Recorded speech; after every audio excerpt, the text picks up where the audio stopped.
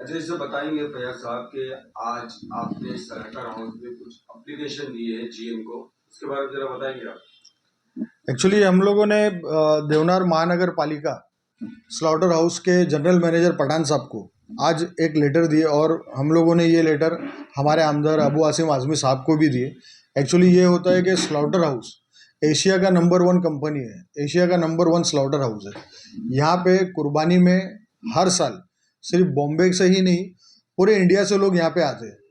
और महानगर पालिका का काम ये है कि जो लोग यहाँ पे आ रहे हैं, हमारे जो नागरिक हैं, उनको अच्छी से अच्छी फैसिलिटी देना, जिसके तहत वो लोग ये करते हैं कि खाने पीने का जो बंदोबस्त रहता है, इतना बड़ा स्लॉटर हाउस है, बाहर आना जाना उसके लिए दुश्वार है, तो ये लोग अंदर ही कैंटीन का बंदोबस्त करके देते। लेकिन अब कैंटीन का जो बंदोबस्त करके देते उसमें होता ऐसा है कि जहाँ हमारा बचपना यहाँ पे चला गया, गोंडी के लोग भी जानते हैं और बॉम्बे से जो लोग आते हैं वो लोग भी जानते हैं कि पहले स्लॉटर हाउस में ईस्ट, वेस्ट, साउथ, नॉर्थ 4 तरफ कैंटीन दी जाती थी।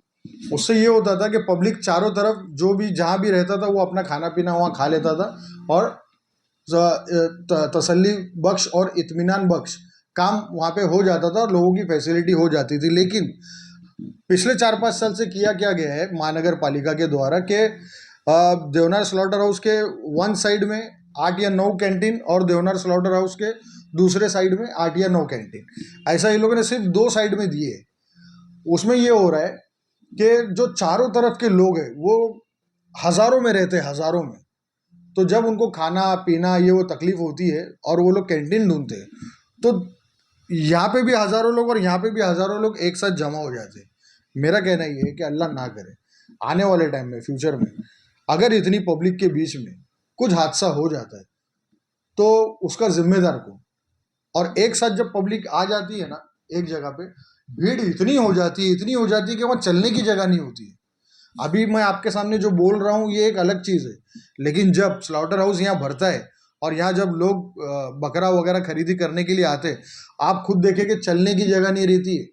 आप सोचो कैंटीन उसमें अगर आप लोग वन साइड अगर से डाल के रखोगे तो गर्दी कितनी होती होगी।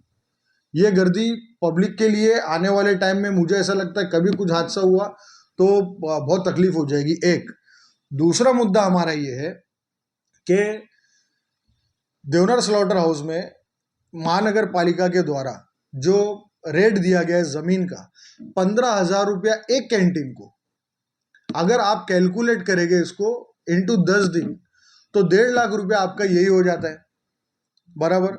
उसके बाद आप मंडप का जो खर्चा लेते हो वो एक कैंटीन वाले से आप लेते हो 68,000, जो कि बाहर अगर मैं कोई डेकोरेटर को बुलाऊं तो वो डेकोरेटर 15 से मैक्स टू मैक्स 15 से 20 हज़ार रुपये में मुझे वो मंडप बना के दे देगा टेबल कुर्सी के साथ। तो आप जो ये पैसा ले रहे हो 50,000 प्लस, ये ज़्यादा है।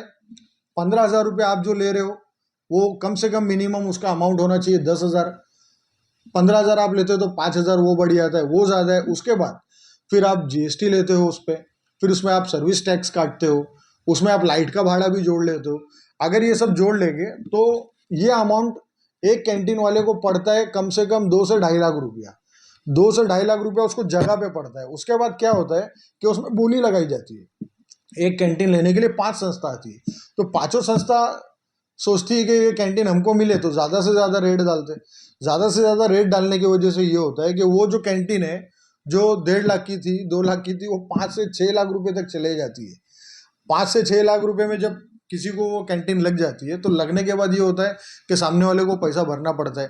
बीएमसी ये नहीं बोलती है कि आप पार्ट पेमेंट में ये पेमेंट करो, नहीं, बीएमसी बोलती है कि आपको टेंडर लग गया ना, पूरा पैसा आप पेड करो। सामने वाला पैसा पेड कर देता, पूरा 5 से 6 लाख रुपए वो वहीं पे ढीला हो जाता है। अब होता ये है कि उसके बाद उसको माल भरना है, पगार देना है, ये देना है, वो देना है, बहुत मगजमारी है। अब ये सब करने के लिए उसकी हिम्मत ही टूट जाती है और फिर भी अल्लाह का नाम लेके वो कैसे भी करता है। 10-12 दिन में उसकी कमर इतनी टूट जाती है कि वो हो जाता है लॉस। और सेकेंड टाइम जब वापस से ऑप्शन होता है ना कैंटीन का, वो नहीं आता है। एक दूसरी चीज़ इसमें ये भी देखी गई है, आप खुद 3 साल से देख रहे होगे और जो भी बॉम्बे के लोग आते हैं स्लॉटर हाउस में वो सब देख रहे होगे। ऐसा नहीं कि मैं मेरे घर की बात बता रहा हूँ या मैं अपने मन से बता रहा हूँ, जो लाइव है, जो लाइव लोगों ने देखा है मैं वो बता रहा हूँ। स्लॉटर हाउस में 14 से 15 कैंटीन है। 14 से 15 कैंटीन में पिछले 3-4 साल से 4 या 5 कैंटीन ही चल रही है, बाकी सब के सब खाली जा रही है। खाली इसलिए जा रही है कि लोगों के पास पैसा ही नहीं, इतना रेट फास्ट हो जाता है कि लोग परेशान हो जाते हैं, वो लोग नहीं भर पाते पैसा भर नहीं पाते तो लोग क्या करते हैं, टेंडर लेते लेकिन घर पे चले जाते, पैसा नहीं भरते, उससे जगह खाली रह जाती है। अब 4 से 5 कैंटीन, स्लॉटर हाउस की इतनी बड़ी कंपनी, बॉम्बे से आए हुए हजारों लोग, उसके बाद पूरे महाराष्ट्र इंडिया से आए हुए लोग, 4 से 5 कैंटीन कवर कर सकती है क्या इसको? हमने जनरल मैनेजर साहब से यही रिक्वेस्ट की है कि सर आप ये हमारे लेटर पे ध्यान दीजिए। एक आमदार साहब, हमारे अबू आसिम आजमी साहब को भी हमने लेटर लिखा और उनसे भी हमारी बात हुई। हमने यही कहा कि इसका जो पैसा है 15,000 से उसको 10,000 किया जाए, और जो आप मंडप का किराया ले रहे हो ना, आप मंडप का किराया मत लो, आप मंडप बांध के ही मत दो।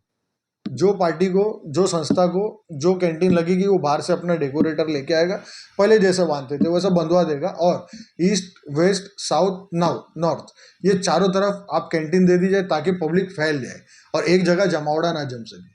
बस हमारी ये रिक्वेस्ट है और हम चाहते हैं कि बीएमसी हमारे इस लेटर पर कार्रवाई करे और लोगों को इसका फ़ायदा पहुँचे। शुक्रिया।